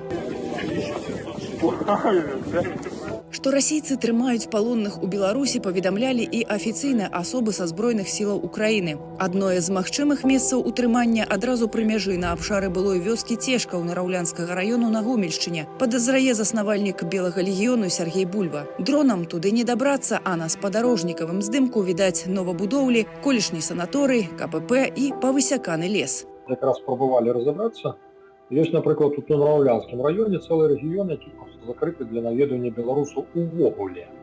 То бок стаяць расійскія блокпосты, это тэрыторыя Беларусі называецца, куды не можна нікому, ні беларусу з пропускам, ні беларусу ў пагонах. Што там адбываецца, дакладна невядома, але Максіма Калеснікава насцярожыла ўзгаданая Сергеем Бульбам дэталь. 3 дні таму туды завезлі 2 мазы папілаваных і пасечаных дроваў. По поводу дров я вам могу страшную версию сказать, что они же трупы палят. Они же, вот, там в Херсоне тоже перед выходом они сожгли трупы. Што там адбываецца, дакладна невядома. Сергей Бульба, а таксама палітолог Павел Усаў звяртаюць увагу на 2 асноўныя стратэгічныя аб'екты, дзе прысутнасць расійскіх войскаў з узбраеннем пацверджаная. Гэта вайсковыя аэрадромы Зябраўка пад Гомлем і Лунінец у Берасцейскай вобласці. Яны ўжо там ажыццяўляюць нейкую уласную палітыку, абмежаваная прысутнасць беларускіх вайскоўцаў. І пра гэта ўжо даўно гаварылася, што Расія раней ці пазней утворыць стацыянарныя расійскія базы на тэрыторыі Беларусі. І да гэтага ўсё ідзе. Яны заранее пабудавалі ракадную дарогу, якая звязвае Гомельшчыну з Берасцейшчынай, уздоўж, прычым жа чыгуначнай дарогі. Ці яны разумеюць, што чыгунка можа быць узарваная ці яшчэ што. Яны даўно за свае грошы зрабілі ракаду. Падпісаная Менскам у 99-м на ініцыятыву Масквы дамова аб стварэнні саюзнай дзяржавы прасоўвалася паволі да 2018 года, пакуль Дмітрый Мядзведзеў не паставіў Менск перад выбарам. Або інтэгруемся напоўніцу, або забудьцеся на эканамічнае падтрыманне. Второй вариант сотрудничества, продвинутый вариант. Ажно да апошніх выбараў Лукашенко граў ролю абаронцы суверэнітэту. Нам каждый год подсовывают новые условия. И в результате мы постоянно в экономике что-то теряем. У 2020-м, ратуючы сваю уладу пры дапамозе сілы і Масквы, пагадзіўся, калі не на ўсе, дык на большасць расійскіх патрабаванняў. Кошт захавання ўлады згода на інкарпарацыю Беларусі. Згодна з інтэграцыйным планам, датаваным 2021 годам, які трапіў у медыі, ужо ў 2030 годзе мае паўстаць паўнавартасная саюзная дзяржава, паглынанне Беларусі ў перакладзе на чалавечую мову. Пры гэтым задачы інтэграцыі першых 3 гадоў ужо выкананыя. Ёсць графік супольных вайсковых вучэнняў, пагадненне аб выкарыстанні Расіяй вайсковых аб'ектаў у Вілейцы і Баранавічах. На расійскіх умовах праведзеная канстытуцыйная рэформа, узаемапрызнаныя візы, а беларускія грузы пераарыентаваныя ў расійскія парты, адменены роумінг. На гэты ж перыяд заяўленае укараненне прарасійскіх групаў уплыву ў беларускай палітычнай эліце, убудоўванне беларускай АЭС у энергасістэму, ліквідацыя гандлёвых бар'ераў і рост колькасці беларускіх студэнтаў у Расіі. На карысць Крамля гуляе вайна. Зрабіла Беларусь больш залежнай ад Расіі, стварыла ўнутраныя, даволі выгадныя для Расіі умовы для ідэалагічнага, палітычнага, эканамічнага прасоўвання сваіх інтарэсаў. Аналітыкі, якія прапісвалі гэтыя стратэгемы, думалі рэалізаваць да 30-го года. Усё гэта можа быць рэалізавана значна хутчэй і думаю, што ў перыяд бліжэйшы год можа завершыцца працэс. На 6 гадоў раней, чым першапачаткова планаваў Уладзімір Уладзіміравіч. Як беларускай дэмакратычнай апазіцыі адаптоўваць свае планы да такога акупацыйнага фарсажу? План перамога ініцыятывы «Байпол» таксама распрацоўваўся ў мірны час. Цяпер мы яго перапрацоўваем. Мы дадаем іншыя спецыяльныя аперацыі, некаторыя мяняем, заменяем, некаторыя наогул убіраем. Таму план патрабуе карэкціроўкі, мы гэтым цяпер і займаемся. Александр Азараў з аб'яднанага пераходнага кабінету мяркуе, што канец вайны неспрыяльны момант для запуску плану перамога, то бок змену ўлады ў Беларусі. Палітык не верыць у падзенне рэжыму Лукашэнкі ў момант заключэння Украінаю мірнай дамовы. Кажа, рыхтаваць байцоў трэба хутчэй, уздымаць паўстанне раней. Калі? Я бачу ў бліжэйшы момант, калі Лукашенко ўсё ж такі адправіць беларускія войскі ва Украіну разам з расіянамі. Гэта можа быць зручным момантам. Калі беларусы зноў пачнуць палявацца, не захочуць паміраць в Украіне, ісці ў войскаў, ісці ў военкаматы.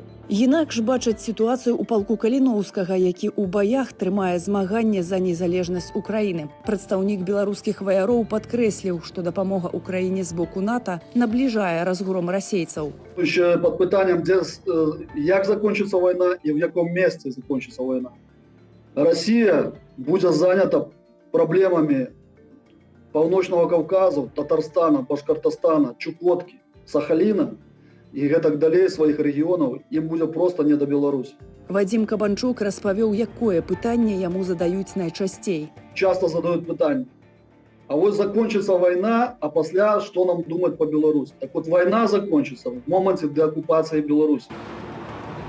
Палітолог Павел Усаў просіць не здымаць з рахункаў вельмі моцнага аргументу Пуціна, а неўзабаве і Лукашэнкі. Думаю, што на працягу гэтага года ў Беларусі з'явіцца ядзернае ўзбраенне.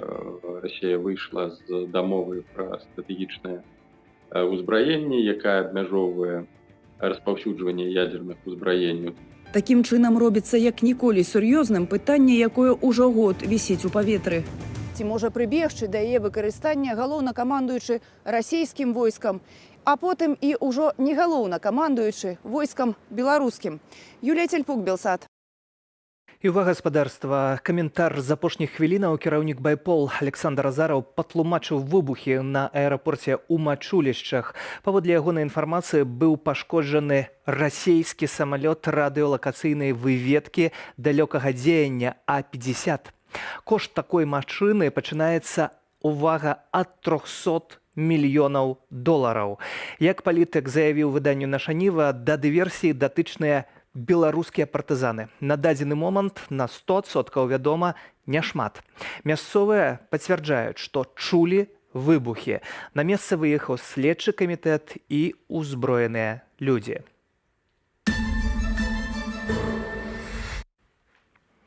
Усё, як пісаў класік, пачалося з іголкі. Маленькае выказванне ў вельмі істотнай справе.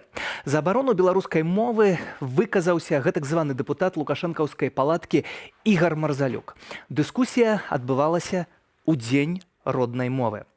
Ігар Марзалюк казаў у эфіры, калі гаварыць шчыра і сумленна, нам у любым выпадку патрэбна папулярызаваць беларускую мову, умацоўваць беларускамоўнае асяроддзе і ў тым ліку рабіць пэўныя захады, якія б давалі прынамсі магчымасць кожнаму грамадзяніну Беларусі вольна камунікаваць па-беларуску. Я лічу, кажа ён, што рэжым пазітыўнай дыскрымінацыі гэта значыць умацаванне беларускай мовы, бо у беларускай мовы і іншай радзімай, акрамя Беларусі, няма. Вельмі важны момант. Так, гэта той самы Марзалюк, які пускаў слязу ад прамоваў Лукашэнкі і які гатовы быў перапісваць гісторыю, так, як душы узурпатара заманецца. На Марзалюка кінуліся адразу ў тым жа эфіры дзяржаўнай прапаганды, але потым адбылося і зусім нечаканае. Тае, што называе сябе актывісткай і блогеркай, Вольга Бондарова напісала заяву на Марзалюка. Ды не абы куды, а ў Генеральную пракуратуру. Жанчына назвала Марзалюка, цытую, нацысцкім дном, пабачыла ў ягоным выказванні дыскрымінацыю адной з дзяржаўных моваў, бо ён дазволіў сабе, зноў жа цытата, гнюснае выказванне ў дачыненні расейскай мовы. Марзалюк забранзавеў, кажа яна, і дазваляе, увага, хамскае стаўленне да грамадзянаў. Каб скласці агульную карціну, Бондарова нават піша пра пячорны нацыяналізм у братэрскай Украіне. Во разышлася, дык разышлася. Марзалюк жа папрасіў пракурора шведа даць прававую ацэнку дзейнасці гэтак званых блогераў-псеўдапатрыётаў. Ці Марзалюк гуляе з агнём, або ўсё ж ведае, што робіць. Гэта ж ягоны гаспадар Лукашэнка і зрабіў усё, каб знішчыць беларускую мову і ўсё нацыянальнае. Вось як у 2017 годзе ўзурпатар выказваўся ў інтэрв'ю на канале «Расія-24». Ягоныя словы. Я часта пра гэта кажу, што беларуская мова адносна яшчэ маладая ў сваёй дасканаласці, бо ў шмат якіх пытаннях, тэмах, асабліва ў тэрміналогіі фізіка, хімія, матэматыка, у нас няма паняткаў на беларускай мове. Мы іх яшчэ выпрацоўваем. Можа, у Лукашэнкі няма паняткаў, а таксама паняцце, што ўсё ўжо распрацавана, толькі нішчыць не трэба. Гэтую рыторыку ён ужываў раней, тое самае паўтараюць прапагандысты і сёння. А вось Марзалёк, і тут не магу не пагадзіцца, кажа, што ў ягонай школе хапала паняткаў, каб выкладаць усе прадметы па-беларуску. Пацвярджаю, у маёй вясковай школе на Будакашалёўшчыне таксама ўсяго хапала, вучылі на роднай мове. Да прыходу да ўлады Лукашэнкі беларуская мова была адзінай дзяржаўнай, але ў 1995 годзе ён ініцыюе рэферэндум, які тое змяніў. Дзяржаўнымі сталі беларуская і расейская. У 1999 годзе беларускую мову называлі роднай 86% беларусаў. А ўжо праз 20 гадоў пад рукой мяккая беларусізацыя, як казаў Лукашенко, у 2019 годзе беларускаю называлі роднай ужо толькі 61,2%. З ягонай падачы пасля падзеяў 2020 года закрываюць таварыства беларускай мовы, беларускі пенцэнтр, саюз беларускіх пісьменнікаў.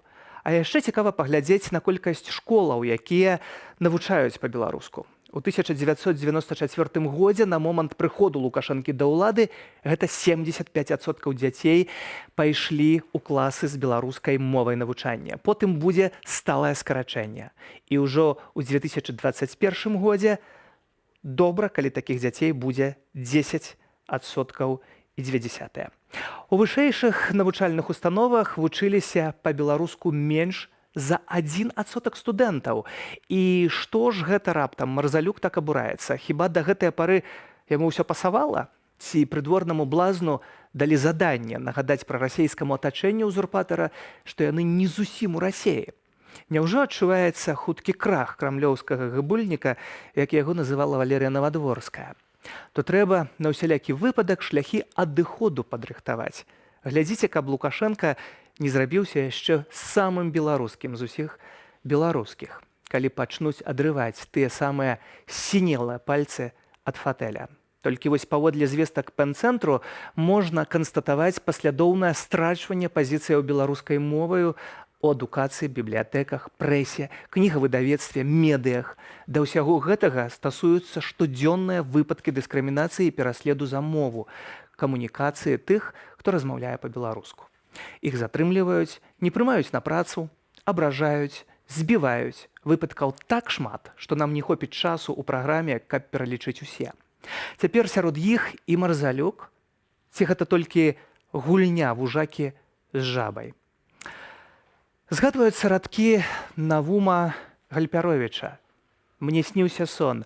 Мяне не разумелі. Я гаварыў, а словы быццам град. Па тварах і вачах людзей звінелі, і да мяне вярталіся назад. Я гаварыў: адрына, вёска, дзіва, я гаварыў, каханне, слодыч, спеў. А голасу, ахрыплага і дзікага, ніхто не чуў, ніхто не разумеў. Муры маўчалі грозна і сурова, і ў роспачнасці гэтай нематы падумаў я: калі не трэба мовы, каму патрэбны гэты свет і ты. І я да нейкай бездані памкнуўся і ўбачыў цемру і свой блізкі скон. Апошні крок. Ды раптам я прачнуўся. Такі вось сон. Такі трывожны сон.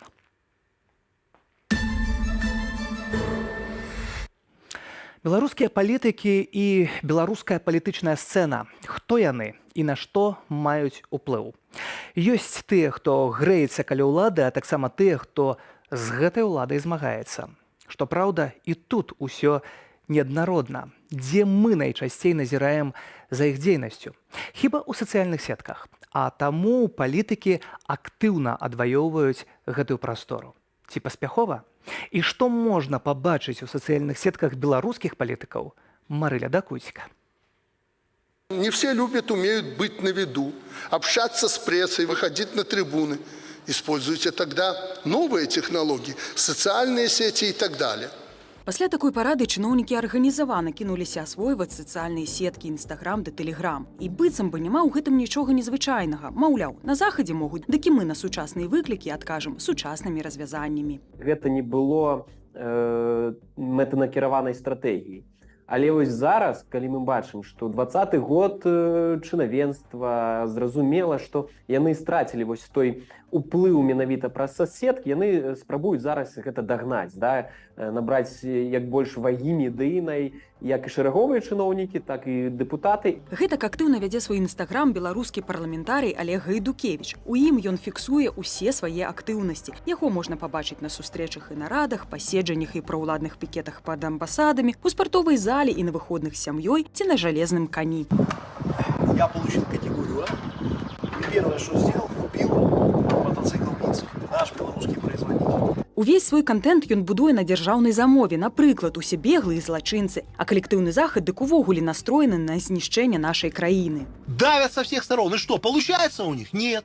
Вот если мы бы сами дрогнули, сами бы свою страну отдали, разрушили, не было бы уже ничего. Толькі разам з Расіяй мы будзем квітнець, і таму Беларусь як саюзнік падтрымлівае Пуціна ў ягонай вайне. І каб прадэманстраваць гэта, Гайдукевіч асабіста ездзіў на Донбас. Нам показали дома, объекты, где солдаты украинские прикрывались мирными жителями. Ну і вядома, Лукашенко, маўляў, толькі ён застаецца гарантам існавання беларускай дзяржавы. Вы хотите свободы? Скажите, какой? Акурат таму, як толькі Лукашенко загадаў трымаць цэны ў крамах у рамках прыстойнасці, лідар ліберальна-дэмакратычнай партыі пабег спраўджваць, ці заўважылі такі клопат людзі. После все-таки распоряжения президента пошли цены вниз или нет? І ён не адзін. Рэйды па крамах зрабіліся асобнай місіяй ледзьве не кожнага прадстаўніка ўлады, аб чым яны абавязкова справаздачыліся ў сваіх сацыяльных сетках. Гэта ў першую чаргу ўсё ж такі звязана з такой некрэатыўнасцю, таму што гэта іх частка іх працы, гэта ідзе зверху, а не іх рэальны запыт на камунікацыю з беларускімі грамадзянамі, з народам, каб адказваць на іх пытанні наўпрост. То бок гэта ўсё ж такі інструмент прапаганды, а не рэальны інструмент камунікацыі з беларусамі.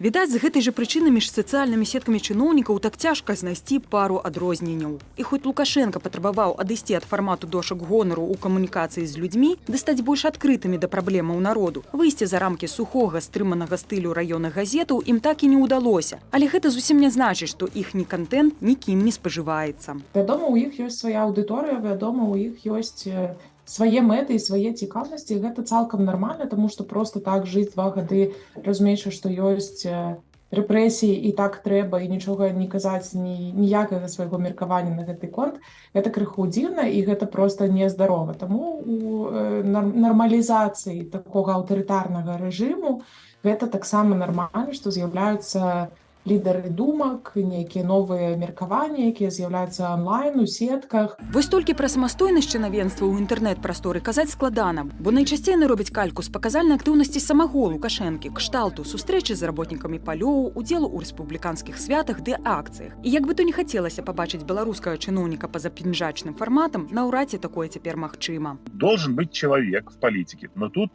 вопрос в другом, что если ты диктатор, ты не можешь показывать реального человека в себе. Ты будешь делать форматные встречи а-ля там заседания комсомола какого-то, да? Будешь картинно разносить. Я тебе там, значит, если надои не повысятся, мы, значит, с тобой разберемся. Зрэшты, падобна, што п'яршчыкі таго ж Лукашэнкі намагаліся ачалавечыць яго праз наданне сучаснага і амаль моладзевага выгляду. Мерч какой-то у него есть.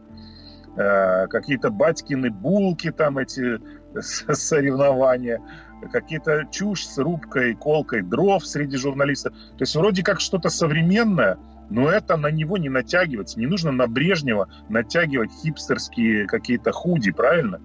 Вот. Это не работает. Поэтому Лукашенко вот был бы диктатором таким принафталининым, и был бы. Не нужно лезть тебе в те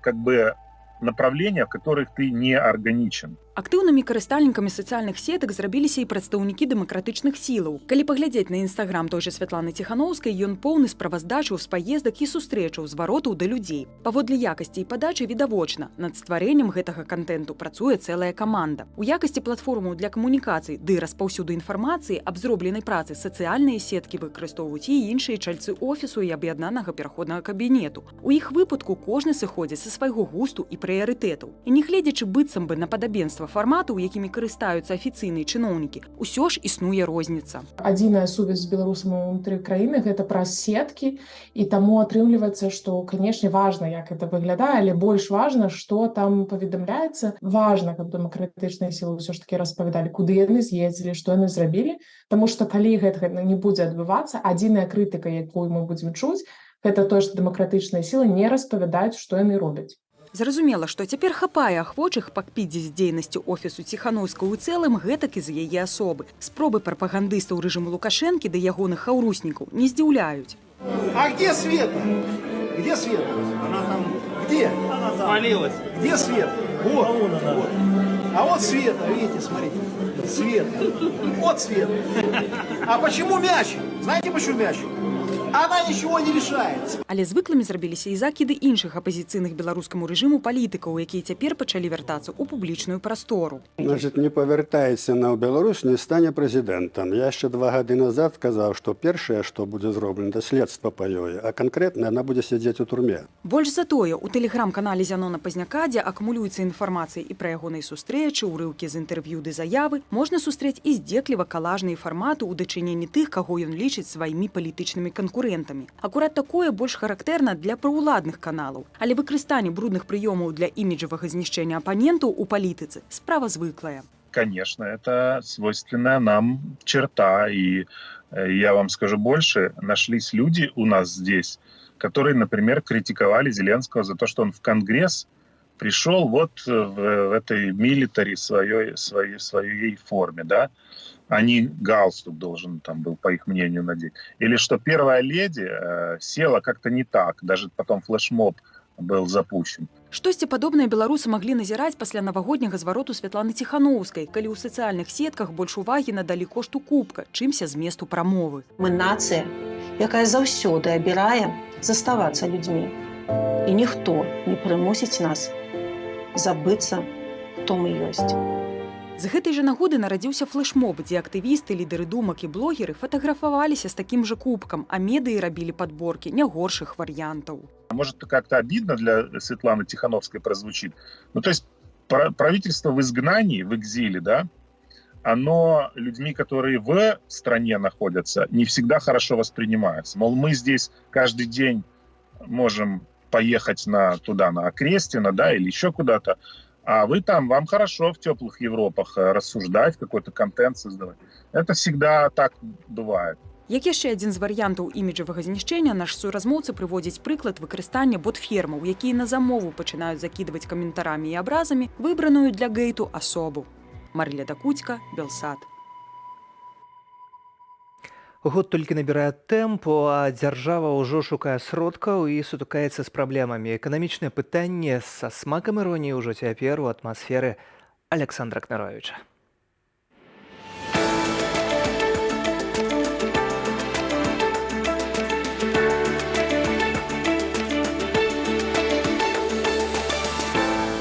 Добрый день, шановные глядачи, с вами Александр Кнарович и «Атмосфера». Поехали. У Беларуси упал ВУП. Пришла студенческая статистика. Само падение плановое падение, але здзіўляе памер 5%. Это шмат. Больше за ўзровень падения ў мінулым годзе. Нагадаю, гурт Галоўчынка і хлопцы абяцалі Лукашэнку ніяк не падзення, а росту ў гэтым годзе на 3,6%. І вось студзень іх моцна падвёў. Яшчэ некалькі месяцаў прэм'ер-міністр зможа рабіць выгляд, што ўсё ў яго паводле плану. Усё пад кантролем. И все идет по плану. Я не подведу. Аднак, недзе до конца красавіка, калі сыдзе апошні снег, першыя травеньскія навальніцы могуць яго і панесці. Куды далей? Як думаеце, хто будзе наступны? Хто не зможа адмовіцца ад расстрэльнай пасады? Вельмі ціха, будзённа, Савет міністра вылучыў кучу грошай яшчэ аднаму прадпрыемству зомбі. Сёння ў гэтай ролі гомсцельмаш. Сума 1 миллиард 300 миллионов российских рублёў, або амаль 200 миллионов долларов. Эй, я заработал, плати! І вось што дзіўна. Просьба фінансава падтрымаць МАЗ суправаджалася камедыйным сюжэтам у дзяржаўных СМІ. Лукашенко вельмі знервавала неабходнасць развітацца з грашыма. А тут 200 мільёнаў долараў і цішыня. Чым гомсельмаш лепшы за МАЗ? Незразумела. Якраз на гэтую тэму даслалі пытанне нашы гледачы. Вось толькі аднаго не магу зразумець. 30 гадоў слухаю, што таму заводу ў Беларусі кірдык.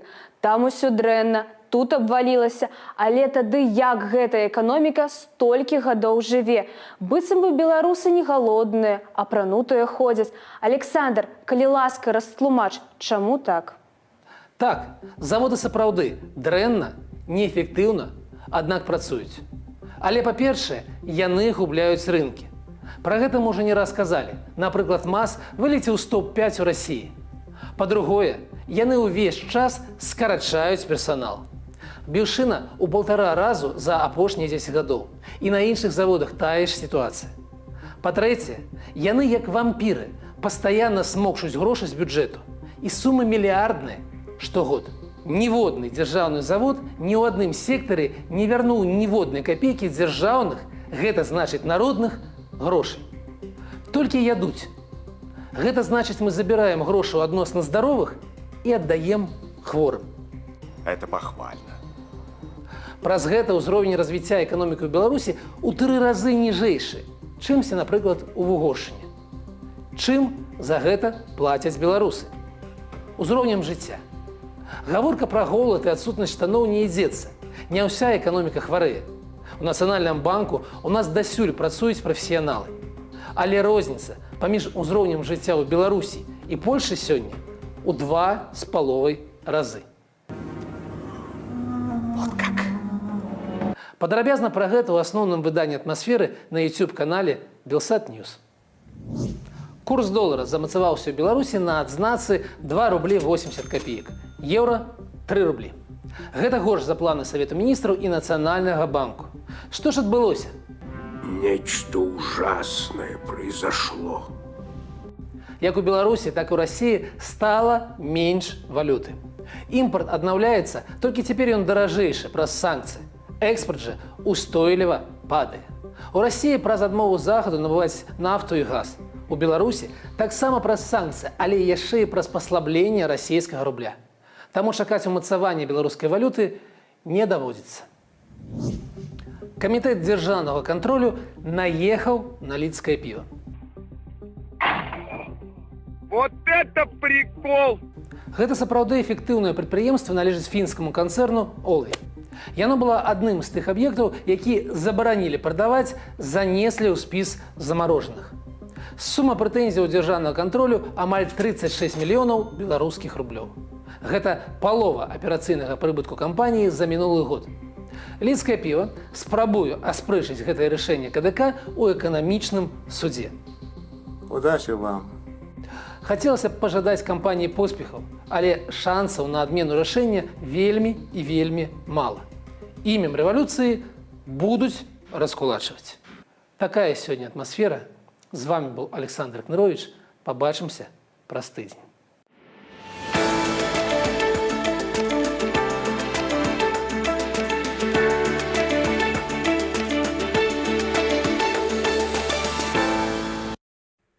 І такі спадарства быў гэты тыдзень, а ўжо на наступным сорам і ганьба для афіцыйнага Менску. Новы ўзровень. 3 сакавіка ў пятніцу мае прагучаць вырак нобелеўскаму лаўрэату Алесю Бяляцкаму, а таксама праваабаронцам вясны Валянціну Стэфановічу, Владзіміру Лапковічу ды завочна Змітрыю Салаўёву. Нобелеўскаму лаўрэату гэтак званы пракурор запрасіў 12 гадоў калоніі. Стэфановічу і Лапковічу 11 і 9 гадоў адпаведна. Алесь Бяляцкі ў сваім фінальным слове заклікаў спыніць грамадзянскую вайну і заўважыў: трэба ясна ўсвядоміць, што лепей цяжкія перамовы і паступовы выхад з крызісу, чым бязлітаснае супрацьстаянне, якое можа прывесці да вельмі сур'ёзных наступстваў, да беднасці і жабрацтва, да гвалту і несправядлівасці, якія спустошаць Беларусь. А таму лаўрэат Нобелеўскай прэміі міру заклікаў да дыялогу і выказаў спадзеў, што яго пачуюць. Пачуюць? Вельмі хацелася б. Сергей Падсасонны. Да сустрэчы ў эфіры.